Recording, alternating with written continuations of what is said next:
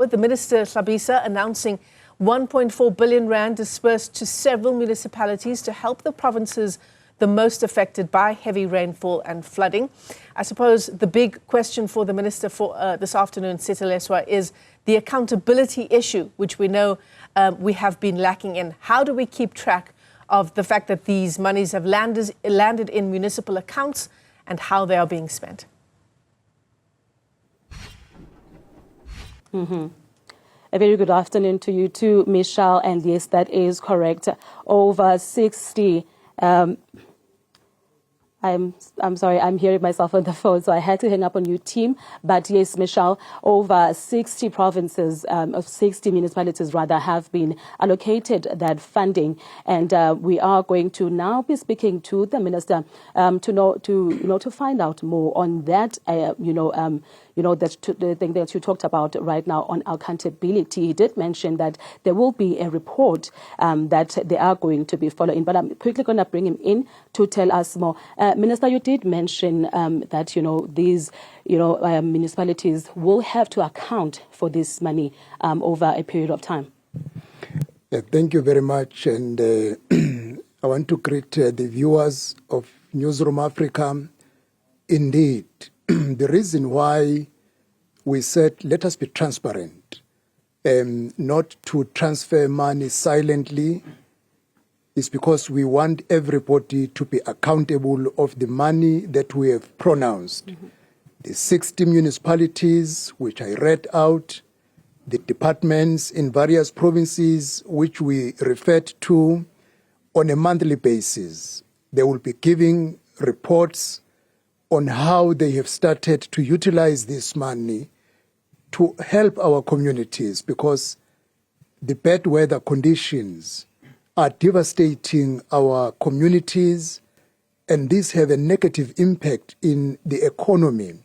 When roads are bad, are not even repaired, it impacts negatively on the economy. When schools were blown out by wind and hospitals and clinics and are not repaired, it impacts negatively on quality education and quality health care.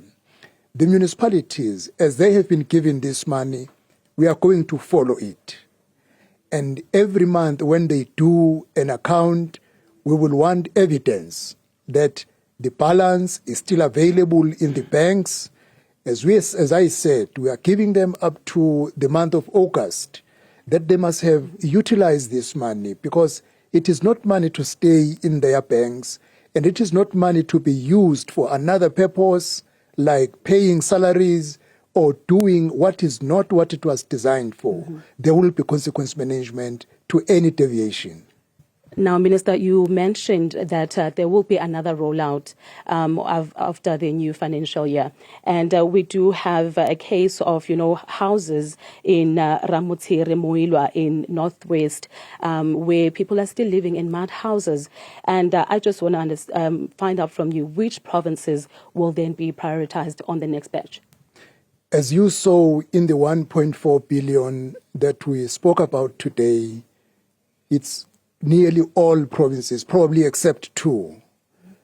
And all provinces that were badly affected by the bad weather conditions are on the top of the list. Once we have finalized, because it can be premature to say province A is prioritized better than provinces B, C, and D. Conditions are not the same. As you rightly say, there are people who are still living in community halls, which is really not good. Those provinces, in terms of the severity of their conditions, will be receiving a top priority, which does not also, though, mean that provinces where people are struggling in the areas in which they are still living will be given a second thought in terms of making them a priority. All our people need the same and are affected similar in terms of the bad weather conditions. And if wishes were horses, we would get the 11 billion. And the 11 billion was going to assist all the municipalities that made submissions.